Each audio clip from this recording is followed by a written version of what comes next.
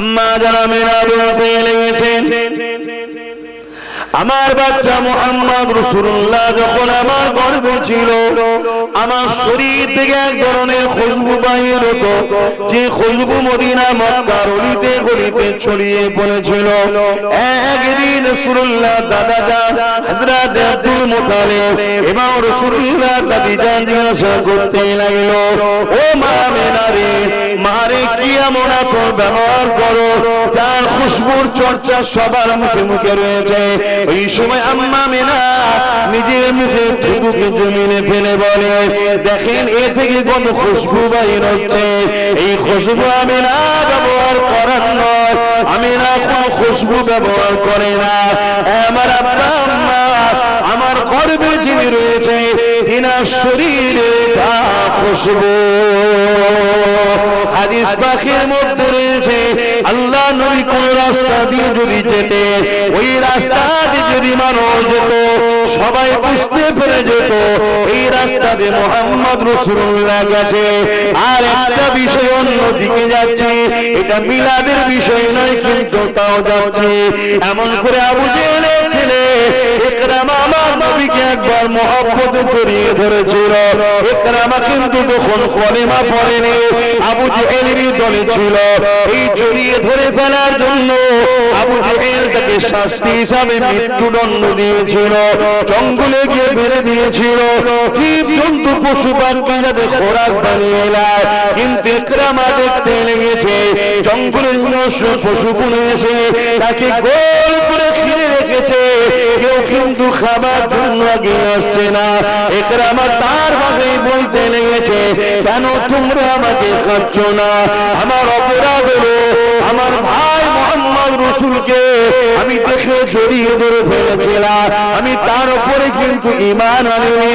আমার বাপ এর আগে আমাকে মৃত্যুদণ্ড শাস্তি দিয়েছে, তোমাদের খোরাক বানিয়ে দিয়েছে, তোমরা আমাকে খেয়ে নাও। আল্লাহ পাকের ক্ষমতা আছে, যার ক্ষমতার কোনো তুলনা হয় না। আল্লাহু সাইয়্যুন কাদির। ওই পশুদের মধ্যে দেখে এক হিংস্র পশুর জবান খুলে গেল, মানুষের ন্যায় ভাষা বলতে লাগলো, ইকরামারে অবশ্যই তোমায় খেয়ে নিতা, কিন্তু তোমাকে আমরা খেতে পারবো না, কেননা তোমার শরীর থেকে আখিরি নবীর খুশবু পাওয়া যেতেছে। আরো জোরে বলুন সুবহান। এই যুবকেরা, ইকরামা ঈমান না এনে আমার নবীকে জড়িয়ে যদি নবীর শরীরের খুশবু পাওয়ার জন্য জঙ্গলের পশুরা না খেয়ে থাকতে পারে, তাহলে আমাদের অন্তরে যদি মুহাম্মদ রাসূলের ভালোবাসা কলেমার যদি ঈমান নূর জ্বালাতে পারি, আল্লাহর জান্নাত আমাদের কেউ আল্লাহ পুরাতে পারবে না।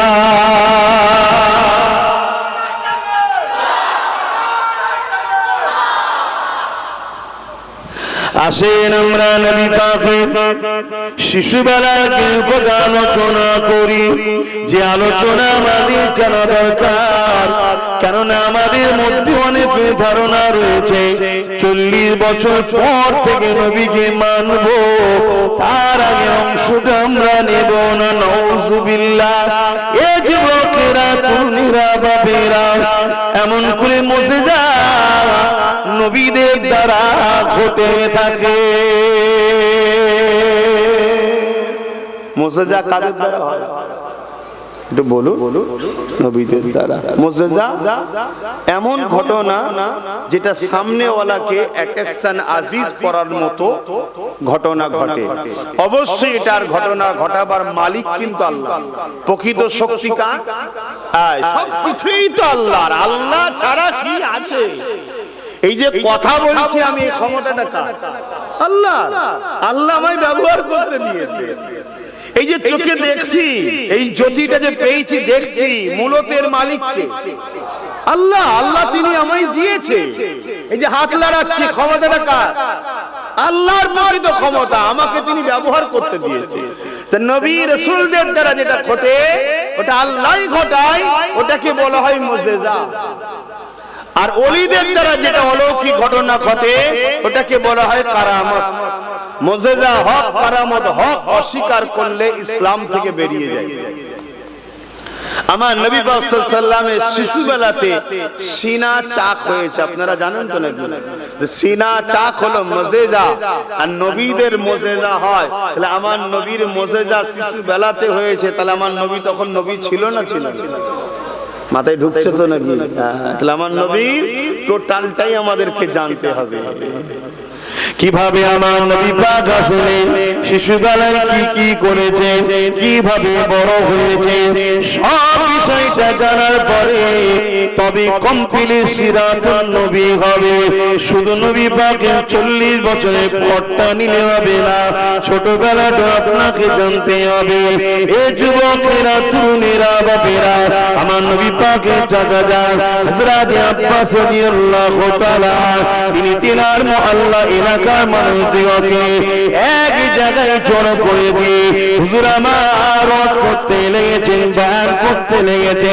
বয়ানের বিষয়বস্তু ছিল মিলাদুন নবী, অর্থাৎ নবী পাকের আগমন বৃত্তান্ত আলোচনা, নবী পাকের পয়দাইশ বৃত্তান্ত আলোচনা, নবী পাকের শিশুবেলার জিন্দেগির আলোচনা। আল্লাহ নবী ওই রাস্তার পাশ দিয়ে যেতেছিলেন, নবী পাক দেখে সাহাবা হুজুররা এবং প্রতিবেশী যিনারা ছিলেন, তিনারা সবাই উঠে আল্লাহ নবীকে দাঁড়িয়ে সালাম দিতে লাগলেন। এই জন্য আমরা নবী পাককে যখন সালাম দিই, দাঁড়িয়ে সালাম দিই। তবে কেউ যদি বসে সালাম দেয়, তার সঙ্গে ঝগড়া ইজাজত নাই। বুঝতে পারলেন? কিন্তু আমরা দিই কেন? এই জন্য সাহাবারা দিয়েছেন। এ নওজওয়ানেরা, আল্লাহ নবীর মজলিসের দিকে আগিয়ে গেলেন। নবী পাকের চাচা যান হযরত আব্বাস রাদিয়াল্লাহু তাআলা আগে এসে বলতে লাগলেন, ইয়া রাসূলুল্লাহ, হাবিবাল্লাহ, আমি আপনার শিশুবেলার আলোচনা আমার এলাকার মানুষকে শোনাচ্ছিলাম। আল্লাহ নবী বড় খুশি হয়ে গেলেন। নবী আমার খুশি হয়ে বলতে লাগলেন, এ বাবা সাহাবারা শুনে রেখে দাও, ওয়াজাবাত লাহু শাফাতি, আমার সাফাত তাদের জন্য ওয়াজিব হয়ে যায় যারা আমার শিশুবেলার আলোচনা করে ও মন দিয়ে শোনে। আল্লাহ নবী আরো বলতে লাগলেন, এ বাবা সাহাবারা, আপনারাই মাহফিল করতে লেগেছে, শুধু আপনারা এসে বসেছেন তা নয়, আল্লাহ পাকের অগণিত রহমতের ফেরেশতাও আসা শুরু হয়েছে।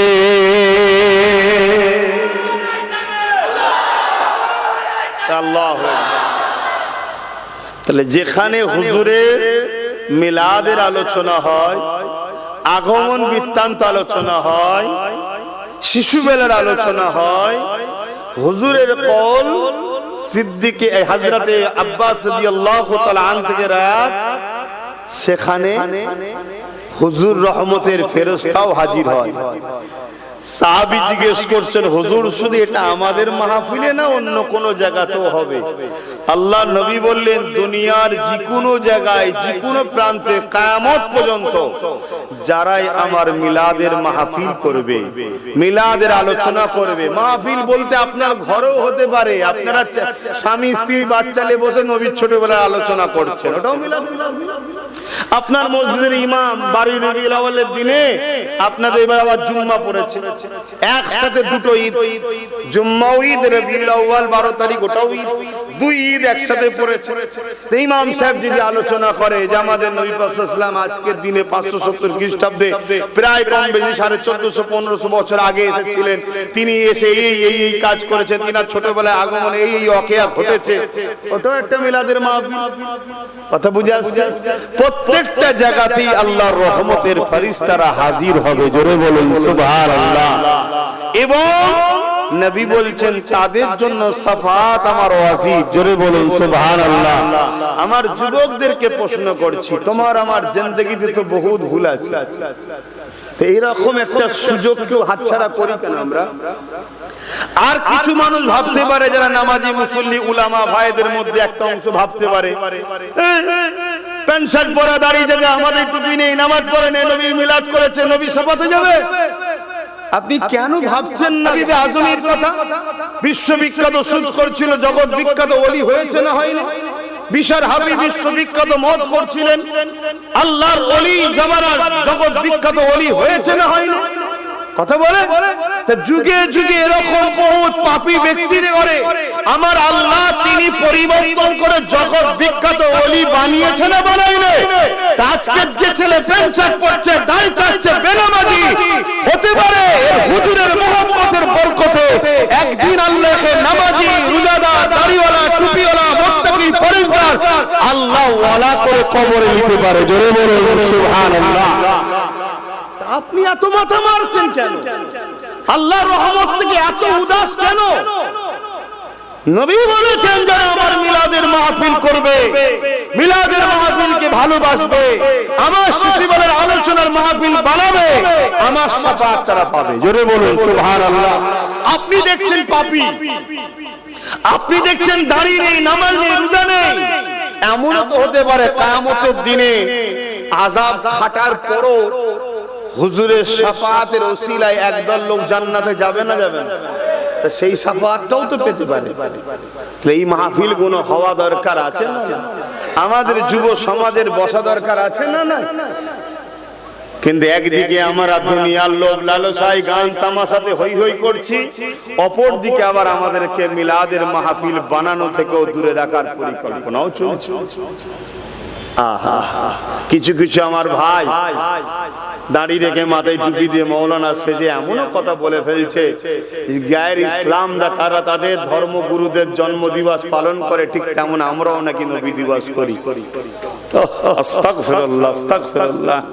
নবীর শিশুবেলার আলোচনা, শুকরানা মাহফিল বানানো, এই আলোচনা তৈরি করা, এটা সাহাবা হুজুরদের সুন্নাত। জোরে বলুন সুবহানাল্লাহ। হাত্তাকে আমার নবী নিজের মিলাদে শুকরানায় নিজে দুম্বা জবাই করে সাহাবাদের খানা করে খাইয়েছে। জোরে বলুন সুবহানাল্লাহ। কথা বুঝছেন? কিছু আমার ভাইয়েরা বলে এটা আকিকা। আকিকা তো মিলাদের জন্যই হয়, মানে বাংলাতে জন্ম বলে। কথা বুঝে আসছে তো নাকি? হুজুর নিজে 40 বছর বড় বয়স হয়ে যাবার নবুয়তের ঘোষণার পর নবী আকিকা মানে কি বলে পশু জবাই করে, দুম্বা জবাই করে খাইয়েছে যে আমার মিলাদের খানা খাওয়ালাম। জোরে বলুন সুবহানাল্লাহ। এবং নবী পাক প্রতি সোমবার দিন রোজা রাখতেন এবং সাহাবাদেরকেও বলেছেন তোমরা রাখো, কারণ আমি নবী সোমবার দিন আগমন করেছি। জোরে বলুন সুবহানাল্লাহ। প্রতি সোমবার দিন করতেন। আর আমরা তো বছরে হলে রবিউল আউয়াল হলে একটু করি।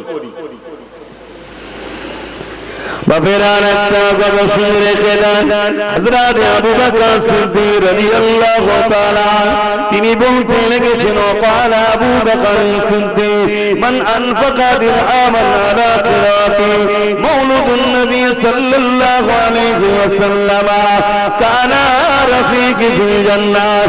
এ নবীর উম্মতেরা, আমি আবু বকর জানিয়ে দিলাম আমার রাসূলের মিলাদের মাহফিল যারা বানাবে, মাওলুদের মাহফিল যারা বানাবে, শিশুবেলার আলোচনার মাহফিল যারা বানাবে, ওই মাহফিলে যারা অর্থ দেবে, 1 দিরহাম খরচ করবে, কানা রাফিকি ফিল জান্নাত, কারণ আমি আবু বকর আমার জান্নাতি বন্ধু হবে। আমার নবী পাকের প্রেমিকেরা, আসুন আমরা নবী পাকের শিশুবেলার কিছু কথা শুনি। আম্মা যারা আমিনা বলতে লেগেছে আমার গর্ভে সন্তান হয়েছে, আমি আমিনা অবাক হতে লাগলাম। কেন দুনিয়ার নারীদের গর্ভে সন্তান থাকলে ওই নারীদের পেটটা একটু বড় হয়ে যায়, কিন্তু আমি আমিনা আমার কখনো পেট বড় হয়নি। আমি আমিনা অবাক হতে লাগলাম, দুনিয়া নারীদের গর্ভে সন্তান থাকলে মাসের পিরিয়ডটা মায়েদের বন্ধ হয়ে যায়, কারণ ওই নাপাক রক্তটা মহান সুরুষটা মায়ের নাভির সাথে বাচ্চার নামের কানেকশন করে দিয়ে বাচ্চার শরীরে নাপাক রক্তটা দেয়। কিন্তু আম্মা আমিনা বলতে লেগেছে আমি আমিনার কোনদিনই জন্যই পিরিয়ডটা বন্ধ হয়নি। আমার রাসূলুল্লাহর ফুপি বলতে লেগেছে, আমার নবী পাকের ফুপুজান বলতে লেগেছে, যখন মুহাম্মদ রাসূল দুনিয়া আগমন করলো আমি খবর পেয়ে দেখতে গেলাম, আমি 6টা আশ্চর্য জিনিস দেখেছি। তার মধ্যে একটা আশ্চর্য জিনিস হলো প্রতিটা বাচ্চার সঙ্গে মায়ের নাভির কানেকশন থাকে। এটা ডাক্তার কেটে দিয়ে ওইটাকে গেট বেঁধে দেয়, কিন্তু আমার ভাই আমার বাচ্চা মুহাম্মদ রাসূল যখন এলো মায়ের সঙ্গে নাভির কোনো কানেকশন ছিল না, কেননা আমার নবী নূর, নূরের জন্য ওটার প্রয়োজন ছিল না।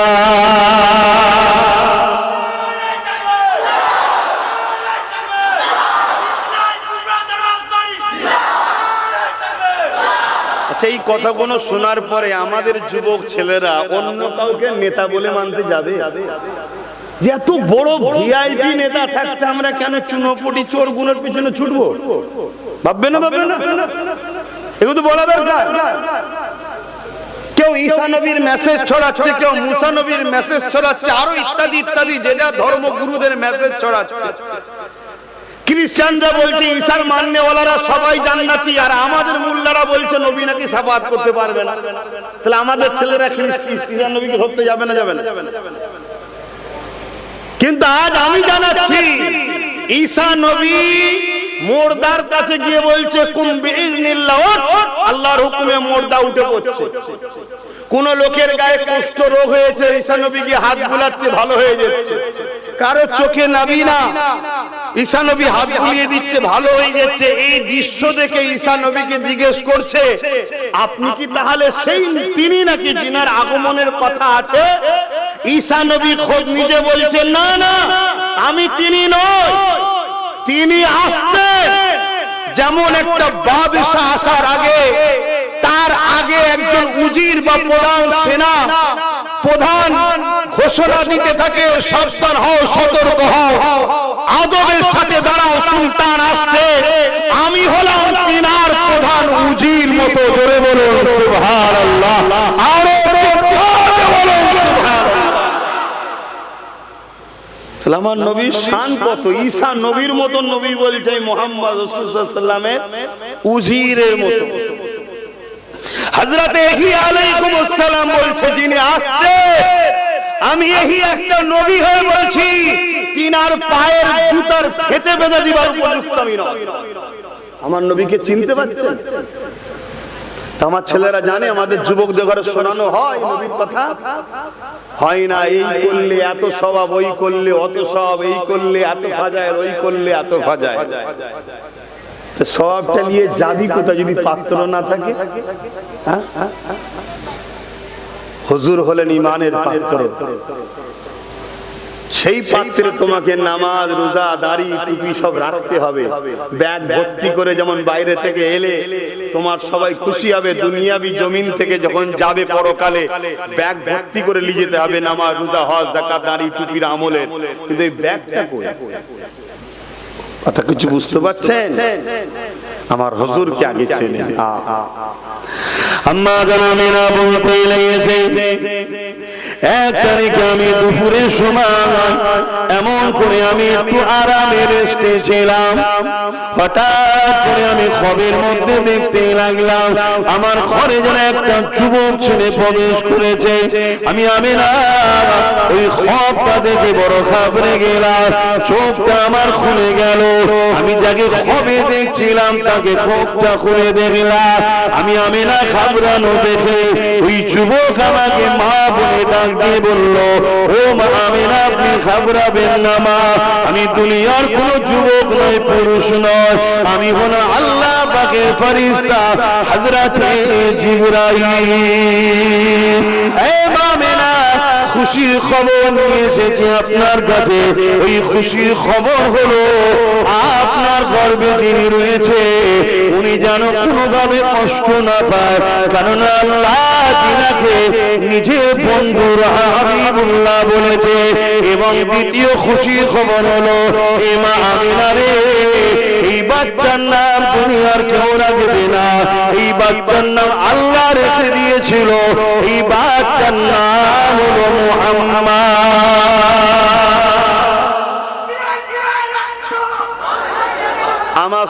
স্লোগান মাহফিলে দেবে না, মানা করে দিলাম। আমার হুজুরের মাহফিল, হুজুরের স্লোগান দাও। আমরা মুজাদ্দেদ জামানের অনুসরণ করি, তিনার উসিলায় আমরা পূর্ব ভারতের মানুষ দিন পেয়েছি, তিনার স্লোগান দাও। আমি তো ঠিকভাবে হুজুরের নকারি চাকরি চাকরি বলে গোলামি করতে পাচ্ছি কিনা আমি ঠিক জানি না। দরুদ শরীফ আল্লাহুম্মা সাল্লি আলা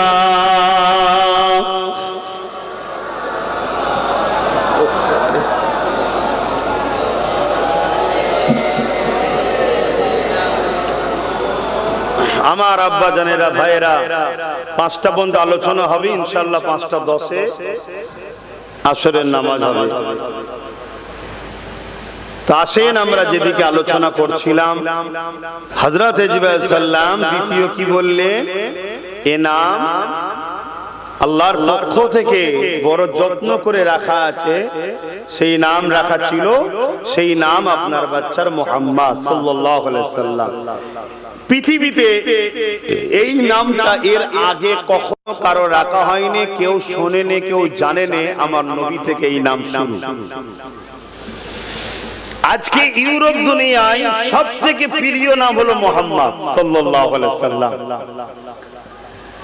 এবং আমেরিকা বলছে বা ইউরোপ দুনিয়া, তাদের মিডিয়া, তাদের কলম, তাদের বক্তারা বলছে আগামী 40-45 মধ্যে ইউরোপ দুনিয়ার সংখ্যা গুরু হবে ইসলাম। জোরে বলুন সুবহানাল্লাহ। মনে রাখবেন, যত জুলুম বাড়বে তত দ্রুত ইসলামের আলো ছড়াবে। জুলুম যত বাড়বে ইসলামের আলো তত দ্রুত সেই জায়গায় ছড়াবে। কেন ইসলামই একমাত্র সমাধান সন্ত্রাস মুক্ত, জুলুম মুক্ত সমাজ গড়া। জোরে বলুন সুবহানাল্লাহ। হ্যাঁ, এটা অতি বাস্তব, এটা অতি সত্য, এর বিকল্প কিছু হতেই পারে না। কেন সরসরা তিনার পছন্দনীয় মনোনীত ধর্ম হলো ইন্নাদ দীনা ইনদাল্লাহিল ইসলাম। এই রাস্তা ছাড়া বিকল্প কোনো রাস্তা নাই। জুলুম খতম, সন্ত্রাস অত্যাচার খতম করতে একমাত্র রাস্তা হলো ইসলাম। জোরে বলুন সুবহানাল্লাহ। কিন্তু আজকে পশ্চিমা মিডিয়া ইসলামকে বারবার মিডিয়ার মাধ্যমে কলঙ্কিত করা ষড়যন্ত্র চালিয়ে যাচ্ছে, আজও চালাচ্ছে। কিন্তু তারা যত চেষ্টা করছে, তাদেরই যুবক যুবতীরা মোহাম্মদ রসুলকে রিসার্চ করছে। আর যত রিসার্চ করছে তত তারা দলে দলে দলে দলে ইমানের কলেমা পড়ে মোহাম্মদ রসুলের গোলাম হচ্ছে। জোরে বলুন সুবহানাল্লাহ। দুটো জিনিস, হুজুর হলেন খুশবু, হুজুর হলেন খুশবু। আম্মা যারা মিলাদুল পেয়েছেন, আমার বাচ্চা মুহাম্মদ রাসূলুল্লাহ যখন আমার গর্ভে ছিল, আমার শরীর থেকে এক ধরনের খুশবু বাইর হতো, যে খুশবু মদিনা মক্কার অলিতে গলিতে ছড়িয়ে পড়েছিল। একদিন রাসূলুল্লাহ দাদা জান হযরত আব্দুল মুত্তালিব এবং রাসূলুল্লাহ দাদি জান জিজ্ঞাসা করতে লাগলো, ও মা আমিনা রে, মারে কি এমন আপন ব্যবহার করো যার খুশবুর চর্চা সবার মুখে মুখে রয়েছে? ওই সময় আম্মা আমিনা নিজের মুখে থুতুকে জমিনে ফেলে বলে, দেখেন এ থেকে কোন খুশবু বাইর হচ্ছে। এই খুশবু আমিনা ব্যবহার করার নয়, আমিনা কোন খুশবু ব্যবহার করে না। আমার আব্বা আম্মা আমার গর্ভে যিনি রয়েছে, তিনার শরীরে তা খুশবু। হাদিস পাকের মধ্যে রয়েছে, আল্লাহ নবী কোন রাস্তা দিয়ে যদি যেতে, ওই রাস্তা দিয়ে যদি মানুষ যেত, সবাই বুঝতে পেরে যেত এই রাস্তা দিয়ে মুহাম্মদ রাসূলুল্লাহ গেছে। আর একটা বিষয় অন্যদিকে যাচ্ছে, এটা মিলাদের বিষয় নয়, কিন্তু তাও যাচ্ছে। এমন করে আবু জেহেলের ছেলে ইকরামা আমার নবীকে একবার মহব্বতে জড়িয়ে ধরেছিল। ইকরামা কিন্তু তখন কলিমা পড়েনি, আবু জেহেলের দলে ছিল। এই জড়িয়ে ধরে ফেলার জন্য আবু জেহেল তাকে শাস্তি হিসাবে মৃত্যুদণ্ড দিয়েছিল, জঙ্গলে গিয়ে মেরে দিয়েছিল, জীব জন্তু পশু পাখি যাতে খোরাক বানিয়ে নেয়। কিন্তু ইকরামা দেখতে লেগেছে জঙ্গলের পশুগুলো এসে তাকে গোল করে ঘিরে রেখেছে, কেউ কিন্তু খাবার জন্য আগে আসছে না। ইকরামা তার ভাষায় বলতে লেগেছে, কেন তোমরা আমাকে খাচ্ছ না? আমার অপরাধ হলো আমার ভাই মুহাম্মদ রাসূলকে আমি দেখে জড়িয়ে ধরে ফেলেছিলাম, আমি তার উপরে কিন্তু ঈমান আনিনি। আমার বাপ এর আগে আমাকে মৃত্যুদণ্ডের শাস্তি দিয়েছে, তোমাদের খোরাক বানিয়ে দিয়েছে, তোমরা আমাকে খেয়ে নাও। আল্লাহ পাকের ক্ষমতা আছে, যার ক্ষমতার কোনো তুলনা হয় না। আল্লাহু সাইয়্যুন কাদির। ওই পশুদের মধ্যে দেখে এক হিংস্র পশুর জবান খুলে গেল, মানুষের ন্যায় ভাষা বলতে লাগলো, ইকরামারে অবশ্যই তোমায় খেয়ে নিতা, কিন্তু তোমাকে আমরা খেতে পারবো না, কেননা তোমার শরীর থেকে আখেরি নবীর খুশবু পাওয়া যেতেছে। আরো জোরে বলুন সুবহান। এ যুবকেরা, ইকরামা ঈমান আনে আমার নবীকে জড়িয়ে যদি নবীর শরীরের খুশবু পাওয়ার জন্য জঙ্গলের পশুরা না খেয়ে থাকতে পারে, তাহলে আমাদের অন্তরে যদি মুহাম্মদ রাসূলের ভালোবাসা কলেমা যদি ঈমান নূর জ্বালাতে পারি, আল্লাহর জান্নাত আমাদের কেউ আল্লাহ পুরাতে পারবে না।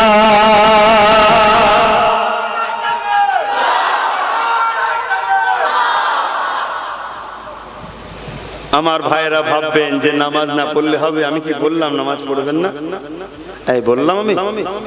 যারা প্রকৃত নবীর প্রেমিক হয় তারা কি নামাজ ছাড়তে পারে? আমার নবী কখনো নামাজ ছেড়েছে? প্রেমিক কাকে বলে? প্রেমিক তো সে নকল করবে, তাই না? নকল করবে। কেউ 10 নম্বর জার্সি পরে, কেন ভাই? না আমার খেলোয়াড় পরে তাই, অর্থাৎ সে তাকে ভালোবাসে। কেউ চুলের স্টাইল দেয় তার পছন্দ লোকের মতো, ঠিক না? কেন তাকে পছন্দ করে? তো প্রকৃত রাসূলের প্রেমিক কে? যে হুজুরকে নকল করবে, অর্থাৎ হুজুর যেটা পছন্দ করতে সেটা। কথা কিছু মাথায় ঢুকছে? নামাজ তো কোনোভাবেই কাজে সম্ভব নয়, কিন্তু এরপরও বলছি কেউ যদি নামাজ পড়ে অথচ নবী না থাকে, ওই নামাজের কোনো দাম নাই। নামাজ দুই ধরনের হয়, একটা নবী বিহীন নামাজ হয়, একটা নবী নিয়ে নামাজ হয়। অনেকে তো আবার এই ধারণাও এসে গেছে যে নামাজের মধ্যে আবার নবীকে কেন আনবে। কথা বুঝে আসছে? এটাও অনেকের ধারণা আছে। নাউযুবিল্লাহ মিন জালিক। আল্লাহ আমাদেরকে খায়ের দেন এসব বুরাই খারাপ রাস্তা থেকে, এসব বাতিল ফিরকা থেকে আমাদের ঈমান ইজ্জতকে আল্লাহ হেফাজত করে। বলুন আল্লাহুম্মা আমিন। তো যাক, ওদিকে আজকে আলোচনায় যাচ্ছি না, তবে নামাজ যখন পড়তে হবে আমি নামাজেরই গুরুত্ব একটু বুঝাই। নামাজই তো আমার নবীর গুরুত্ব বুঝিয়েছে, নামাজই আমার নবীর গুরুত্ব আমাদেরকে বুঝিয়েছে। জোরে বলুন সুবহানাল্লাহ। এই যে বলেন নামাজে দাঁড়াবো, আসরের নামাজ, নামাজে কি হয়? নামাজে আমরা পবিত্র জায়গা দরকার, কিবলামুখী হতে হয়। পশ্চিম মুখ নয়, কিবলা মুখ। আমাদের দিক থেকে কিবলা পশ্চিমে দেয়, পশ্চিম বলি। কিবলা কেন করা হয়েছে? একটা ডিসিপ্লিন সিস্টেম ঠিক করার জন্য। তা কিবলা মুখী হতে হয়, কিন্তু সেজদা কাবাকে করি না। সেজদা কাকে করি? আল্লাহকে। কাবাটা হলো দিক, লক্ষ্য, যাতে করে এক মসজিদে 4 দিক না হয়ে যায়, 5 দিক না হয়ে যায়, একটা দিক যেন হয়। তাই আল্লাহ সেন্টার করে দিয়েছে কাবাকে। আর কাবা হলো পৃথিবীর বীজখান। কাবা হলো কি?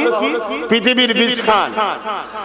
তো সেই জায়গায় ওই দিকে ডিসিপ্লিনের জন্য মুখ করে কাতারবদ্ধ হয়ে আল্লাহর সিজদার জন্য, রুকুর জন্য দাঁড়াতে হয়, সূরা ফাতিহা পড়তে হয়, সূরা মিলাতে হয়, রুকুতে যেতে হয়, রুকুতে তাসবিহ পড়তে হয়, সুবহান রাব্বিল আযীম 3 বার, সবথেকে কম, বেশি পড়তে পারে।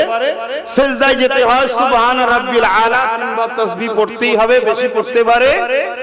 তারপরে আবার কিয়ামে আবার সূরা ফাতিহা আবার সূরা মিলালেন, আবার সেম। যদি 2 রাকাত নামাজ হয় তাহলে বৈঠকে বসে গিয়ে সালাম করে উঠে যাবেন, সালাম ফিরবেন। কিন্তু আমি আসরের নামাজ দেই বলছি, আবার দাঁড়াতে হবে, আবার সূরা ফাতিহা, আবার রুকু, আবার সিজদা, আবার দাঁড়াবেন, আবার সূরা ফাতিহা, আবার রুকু, আবার সিজদা। 4 রাকাত নামাজ কমপ্লিট। বৈঠকে বসেছেন, কার জন্য নামাজ পড়লেন? জোরে বলুন। কেরাত করলেন কার জন্য? কেরাত মিলালেন কার জন্য? একটু সারা দেন না। আল্লাহ বললেও তো 40টা নেকি, কেন বলতে চাইছেন না? কত খারাপ হয়ে গেছি আমরা। রুকু দিলেন কার জন্য? তাসবিহ কার, সিজদা কার, তাসবিহ কার, কিয়াম কার, সব আল্লাহ। এখানে কোন গায়েরকে আনা যাবে? অন্য কাউকে? যদি আপনার শায়েখ এসে আপনাকে সালাম দেয়, উত্তর দেওয়া যাবে? আপনার আমির, আপনার পীর, আপনার মুর্শিদ, আপনার আলেম, আপনার ইমাম, আপনার বাবা-মা, কারো সালামের জবাব দেওয়া যাবে? কেন? এটা শুধুমাত্র আল্লাহর জন্য। কিন্তু আমার আল্লাহ ওই নামাজ 4 রাকাত বসে রয়েছেন, মনের মধ্যে আমাদের হচ্ছে রুকু দিলাম, সিজদা দিলাম, কিরাত করলাম, কারবার ছেড়ে এলাম, সবকিছু ছেড়ে এলাম, মালিক কবুল হলো কি জানি না, আপনি দয়াময়, দয়া করে কবুল করে নেন। এই আশা সবার থাকে না? থাকে না? নামাজ পড়ে আর কবুল হবে না, এই আশা কি কারো যায় নাকি? সবার আশা যায় কবুল হয়ে যাক। আমার আল্লাহ বলছে, এ বান্দা, তুই যদি কবুল করাতে চাস তাহলে এই নামাজে সালাম ফিরাবার আগে বল, আসসালামু আলাইকা আইয়ুহান নবী, আমার নবীর উপরে সালাম দে। জোরে বলুন সুবহানাল্লাহ। একটা তো প্রশ্ন থেকে থাকে যে আল্লাহ, নামাজ তো শুধু আপনার, এখানে হাবিবকে আবার কেন সালাম দিচ্ছেন, গায়েরকে? আল্লাহ বলছে, এইটাই তো তোদেরকে বুঝাবার জন্য হাবিবকে সালাম দিতে বললাম। যদি গায়ের হতো দিতে বলতাম। অর্থাৎ আমার হাবিব গায়ের নয়, পণ নয়, আমার আপন। জোরে বলুন সুবহানাল্লাহ। তারপরে আল্লাহ আবার বলছে, আর একটু এগিয়ে চল, নামাজ কবুলের জন্য তো হাবিবকে সালাম দিলি, কিন্তু হাবিবের খুশির জন্য আলে রাসূলদের ঘরে সালাম দে। পর আল্লাহুম্মা সাল্লি আলা মুহাম্মাদ ওয়া আলা আলি। তাহলে নামাজই তো বুঝাচ্ছে নবী ও নবীর আহালদের গুরুত্ব কত। সেই নামাজ, যে নামাজ আফজালুল ইবাদাতি ইবাদাতুস সালাত, সবথেকে বড় ইবাদত, আফজাল ইবাদত নামাজ। সেই নামাজ আমাদেরকে নবীর গুরুত্ব জানাচ্ছে, যে নবীকে সালাম দিয়ে ছাড়া হবে না কবুল। আহলে রাসূলদের সালাম না দিয়ে বেরিয়ে যেতে পারবি না, সালাম দে। তো সেই নবীকে যদি না চিনলাম তো সব বেকার হয়ে গেল। সেই নবীকে চেনেন, নবীকে প্যার করেন, নবীকে ভালোবাসেন। আরে একটু খালি বলি আম্মা জানামিনার কথা। আম্মা জানামিনা বলতে লাগলেন, আমার বাচ্চা দুনিয়া জমিনে আগমন করবে। আমি আমিনা একা ঘরের মধ্যে রয়েছে। আমি আমিনা মনে করতে লাগলাম, অন্য অন্য মায়ের সন্তানের সময়তে প্রসব বেদনা হয়, অন্য নারীদের প্রয়োজন হয়, কিন্তু আমি আমিনা একা রয়েছি। আমার সঙ্গে কোন নারী থাকলে বড় উপকারে লাগতো। এটা ভাবতে দেরি, আমার ঘরকে আলোকিত করে কয়েকজন সুন্দরী নারী গায়েবী ভাবে চলে এলো। আমি আমিনা তাদেরকে দেখে হতভম্ব হয়ে গেলাম। আমি আমিনা জানতে চাইলাম, তোমরা কারা? তারা জানাতে লাগলেন, আমিনা, আল্লাহ আমাদেরকে আপনার সেবার জন্য পাঠিয়েছে, রাহমাতাল লিল আলামিন আসবে, আল্লাহ আমাদেরকে পাঠিয়েছে। আমরা হলো আল্লাহ পাকের জান্নাতি হো। এ যুবকেরা, তরুণেরা, আম্মা আমিনা বলতে লেগেছে, আমার বাচ্চা দুনিয়া জমিনে আগমন করলো। আমি আমিনা দুনিয়ার মানুষ বাচ্চা সন্তান জন্ম যখন প্রস্রাব করে, কোন মা বলে আমি পুত্র সন্তান জন্ম দিয়েছি, কোন মা বলে আমি কন্যা সন্তান জন্ম দিয়েছি। কিন্তু আম্মা আমিনা বলতে লাগলো, আমার গর্ভ থেকে দুনিয়া জমিনে আল্লাহ পাক নূর পাঠিয়েছে, যার শরীর থেকে এত জ্যোতি, এত লাইট এত রশ্মি বেরোচ্ছে, আমি আমিনার হুজরাখানা আলোকিত হয়ে গেছে। শুধু আমার হুজরাখানা না, কাসাইসুল কুবরা কিতাবের মধ্যে রয়েছে মাগরিব থেকে মাশরিক। আম্মা আমিনা বলছে আমার সন্তানের নূরের জ্যোতিতে আলোকিত হয়ে গেছে এবং শাম দেশের প্রাসাদ পর্যন্ত আমি আমিনার চোখের পর্দা খুলে গেছে। আমার সন্তানের নূরের আলো আমি শাম দেশের প্রাসাদ পর্যন্ত দেখতে পেলাম। ইতিহাসবিদরা বলতে লেগেছে পারস্যের বুকে আগুনের তখন বাসনা হতো। ইরাকের দিনে ইরান বলা হয়, 1000 বছরের আগুনের একটা কুণ্ড ছিল, যেটাকে 1000 বছর ধরে কখনো বন্ধ করতে দেওয়া হয়নি। তাদের বিশ্বাস ছিল আগুন উপাসনা করা, 1000 বছর ধরে আগুনের কুণ্ডটা আমার রাসূলুল্লাহ এই দুনিয়ায় তাশরীফ নিয়ে এলেন, অটোমেটিক তপ করে বন্ধ হয়ে যায়। এবং এমন করে কিসরা কাইসার তাদের যে বড় বড় রাজ প্রাসাদ ছিল, মহল ছিল, এমনকি ইরাকের জমিন আমি নিজের চোখে দেখে এসেছি, বিশাল মোটা মোটা প্রাচীর, সেই রাজপ্রাসাদের প্রাচীর গুলো ফেটে গিয়েছিল। এই যুবকেরা আমার রাসূলুল্লাহ এসেছে দুনিয়া থেকে সেরে কুফর বিদায় নিতে শুরু করেছে। কাবার মধ্যে যেগুলো ছিল ওগুলো সব রেখে পড়ে যেতে লেগেছে। আমার নবী পাক দুনিয়ার জমিনে আসছে, এ যুবকেরা তরুণেরা আম্মা আমিনা বলতে লাগলে কিছুক্ষণ পরে আমার ঘরটা কুয়াশাতে ভরে যায়। এত কুয়াশা, আমার বাচ্চাকে আমি আর দেখতে পাচ্ছি না, গায়েব হয়ে গেল। আমি বড় বিচলিত হলাম। গায়েবী কেউ আমাকে আওয়াজ দিয়ে বলতে লেগেছে, আমিনা রে,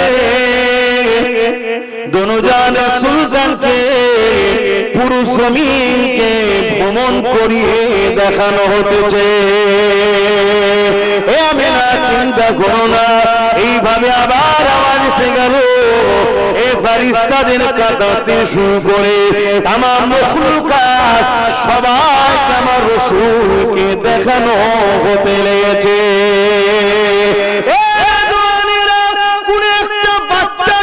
তারিফ করা হয়, তোমার বাচ্চার চোখটা সুন্দর, তোমার বাচ্চার চুলটা সুন্দর, তোমার বাচ্চার হাতটা সুন্দর, ওই বাপ মা কত খুশি হয়ে যায়। অথচ বাপ মা বানাইনি, তাহলে চিনি বানিয়েছে, ততক্ষণই কত খুশি হয়ে যায়। আর আল্লাহ পাক নিজে বলছে আমার সৃষ্টি কায়নাতের মধ্যে থেকে সব থেকে সুন্দর হলো আমার মুহাম্মদ রাসূলুল্লাহ। তাহলে সেই নবীর সৌন্দর্যের আলোচনা যত বেশি বেশি করা হবে, আমার বানানেওয়ালা আল্লাহ তত বেশি খুশি হবে।